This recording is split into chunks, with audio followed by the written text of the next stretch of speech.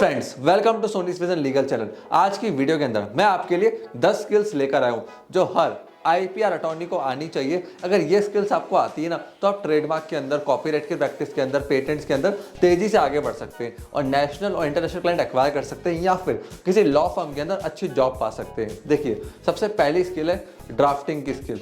अगर आपको अपने करियर में एक्सेल करना है तो ड्राफ्टिंग सीखनी पड़ेगी। ड्राफ्टिंग बहुत जरूरी है। कैसे ट्रेडमार्क इन्फ्रिंगमेंट का लीगल नोटिस बनाना है, कैसे रिप्लाई फाइलिंग करनी है, अपोजिशन, काउंटर स्टेटमेंट। अब इनकी ड्राफ्टिंग जितनी आपकी स्ट्रांग होगी ना, उतने प्रीमियम क्लाइंट्स आप पकड़ सकते हो या फिर अच्छी लॉ फर्म के अंदर आप जॉब कर सकते हो। तो ड्राफ्टिंग के ऊपर काम करो। उसके लिए एक हैक दे रहा हूँ इस वीडियो के अंदर। कुछ नहीं करना, ट्रेडमार्क की वेबसाइट पे जाना, वहाँ पे लाखों ट्रेडमार्क्स पड़े हुए हैं, उन पे डेली ऑब्जेक्शन, रिप्लाई, हर चीज़ पड़ी हुई है। सिर्फ आपको डाउनलोड करना है। डाउनलोड करने के बाद डेली उनको पढ़ना चालू करो।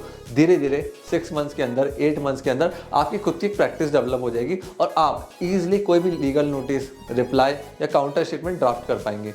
दूसरी चीज़ जो हर आईपीआर अटॉर्नी को आनी चाहिए वो है कम्युनिकेशन। जी हाँ, आपका कम्युनिकेशन बहुत स्ट्रांग होना चाहिए क्लाइंट्स के साथ, रजिस्ट्री के साथ। ये बहुत ज़रूरी है। अगर आप कम्युनिकेट नहीं कर पा रहे हो ना अपनी बातों को ढंग से, क्योंकि होता क्या है, जो आपका क्लाइंट है वो नॉन टेक लीगल बैकग्राउंड से, तो वहाँ प्रॉब्लम क्या आती है, अब वो नॉन लीगल बैकग्राउंड से, तो उसको एक्सप्लेन करना आपकी जिम्मेदारी है। और जितना बेटर वे में आप कम्युनिकेट करेंगे, एक्सप्लेन करेंगे, उतना ज़्यादा क्लाइंट कन्वर्ट होंगे, आपकी इनकम बढ़ेगी। Same in law firm, seniors को एक्सप्लेन करना या रजिस्ट्री में अपने पॉइंट्स को रखना कि क्यों आपका ट्रेडमार्क एक्सेप्ट होना चाहिए, रजिस्टर्ड होना चाहिए। तो कम्युनिकेशन स्किल्स के ऊपर वर्क करना चालू करो। तीसरी चीज़ जो सबसे इंपॉर्टेंट स्किल है वो है इन डेप्थ नॉलेज। जी हाँ, अगर आप कोई भी सब्जेक्ट मैटर एक्सपर्ट हो ना, उसके इनकम हमेशा ज़्यादा होती है जो लोग जनरल प्रैक्टिस करते हैं। देखिए, जनरल डॉक्टर दवाई मेडिसिन का क्या कमाता है, 200-250 रुपये पर पेशेंट, ज़्यादा से ज़्यादा 500 रुपये। बट कोई हार्ट का स्पेशलिस्ट है, वो एक अपॉइंटमेंट का 50,000 रुपये भी ले लेगा। या कोई ब्रेन का स्पेशलिस्ट है, क्यों? ये स्पेसिफिक हो गए, ऐसे पार्ट्स को पकड़ा जो डेलीगेटेड है। और आप देखिए, जितना ज़्यादा आप प्रैक्टिस करोगे उतना ज़्यादा आप ग्रो करोगे। अगर आप ट्रेडमार्क में करना चाहते हो, कॉपीराइट में करना चाहते हो, पेटेंट में करना चाहते हो, तो वहाँ पे स्पेशलाइजेशन बिल्ड करो। इन डेप्थ नॉलेज एक्वायर कर लो ट्रेडमार्क, कॉपीराइट, पेटेंट्स की। चौथी चीज़, ब्रांड बिल्डिंग। अगर आपको ग्रो करना है, तेज़ी से आगे बढ़ना है, तो अपनी ब्रांड को बिल्ड करो। ब्रांड बिल्डिंग बहुत ज़्यादा ज़रूरी है। अगर आप अपनी ब्रांड को ढंग से बिल्ड नहीं कर पाए, अब देखिए, जो आप सर्विस बेच रहे हो, प्रोडक्ट बेच रहे हो, वो क्या है? वो आपकी नॉलेज और आप ही हो। इस चीज़ का ध्यान रखना। आप कोई तेल, कार, बाइक नहीं बेच रहे हो। आपको खुद को पॉलिश करना पड़ेगा। अच्छे कपड़े पहनो, वेल ड्रेस रहो, नॉलेज को शार्प करो। तो ब्रांड बिल्डिंग ज़रूरी है। प्लस सोशल मीडिया प्रोफाइल्स को अच्छे से मेंटेन करो। इंस्टाग्राम, फेसबुक, अपना लिंक्डइन, ये 3 प्लेटफॉर्म से जहाँ क्लाइंट आपसे कनेक्ट होता है। हर क्लाइंट आजकल अपने लॉयर्स के सोशल मीडिया हैंडल्स को चेक करते हैं, तो ट्राई करो कि ये प्रोफेशनली मैनेज हो। 5वीं चीज़, नेटवर्किंग। देखो, एज एन आईपीआर अटॉर्नी आप किसको सर्विस दे रहे हो? आप एंटरप्रेन्योर्स को, कंपनीज को, बिजनेसमैन को दे रहे हो, तो उनसे नेटवर्किंग करो। बीएनआई के इवेंट्स होते हैं, बहुत तरह तरह के इवेंट्स होते हैं, वहाँ पे जाओ, उनसे डिस्कस करो, मीटिंग करो, अपनी नॉलेज शेयर करो। नेटवर्किंग से आपके काफ़ी अच्छे क्लाइंट बनेंगे। 6th चीज़ वो है लिंक्डइन। आपको लिंक्डइन का मास्टर बनने को नहीं कह रहा हूँ, बट लिंक्डइन प्रोफाइल को पॉलिश करो। मेरी लिंक्डइन प्रोफाइल को देखो, आज 16,000 से ज़्यादा फॉलोअर्स मेरे लिंक्डइन के ऊपर है। तो लिंक्डइन अच्छे से पॉलिश करो, उसको ग्रो करो, अच्छा कंटेंट शेयर करो। वहाँ से भी आपकी ब्रांड बिल्डिंग होती है और क्लाइंट्स बिल्डिंग होती है। 7वीं चीज़ जिसका आपको ध्यान रखना है वो है एक्ट के ऊपर कमांड करना और लेटेस्ट केस लॉ। ये बहुत ज़रूरी है। डेली मैं केस लॉ पढ़ता हूँ मॉर्निंग के अंदर 1 घंटा।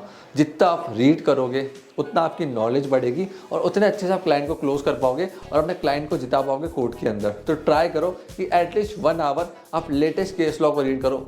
नहीं तो वीकेंड पे 5 आवर्स आपने अच्छी अच्छी वेबसाइट फाइंड आउट कर ली, वहाँ से केस लॉ डाउनलोड कर लिया और वहाँ बैठ के आपने रीडिंग करी।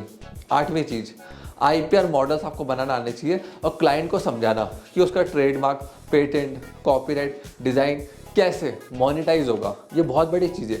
आप रजिस्टर्ड तो देखो कोई भी करा देगा। आज मैं गूगल पे जाऊंगा ना, 10,000 से ज़्यादा लॉ फर्म गूगल के ऊपर अवेलेबल है जो रजिस्टर्ड करवा के देती है। बट मोनेटाइज कैसे करना है, पैसा कैसे बनेगा, वो आप उसको क्लाइंट को बताओ। उसके लिए स्टडी करो, उसके लिए आईपीआर के मॉडल्स पकड़ो।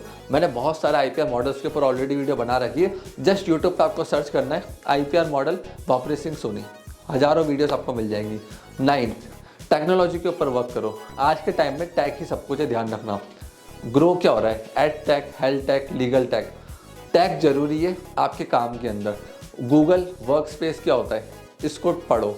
इसको समझो, ये टेक्नोलॉजी ज़रूरी है। माइक लीगल करके एक सॉफ्टवेयर आता है आईपीआर अटॉर्नीज के लिए, वो ज़रूरी है। तो ये सारे softwares, Google sheets, Excel sheets, या ऑनलाइन मैनेज करना, सॉफ्टवेयर्स को समझना, ये बहुत ज़रूरी है।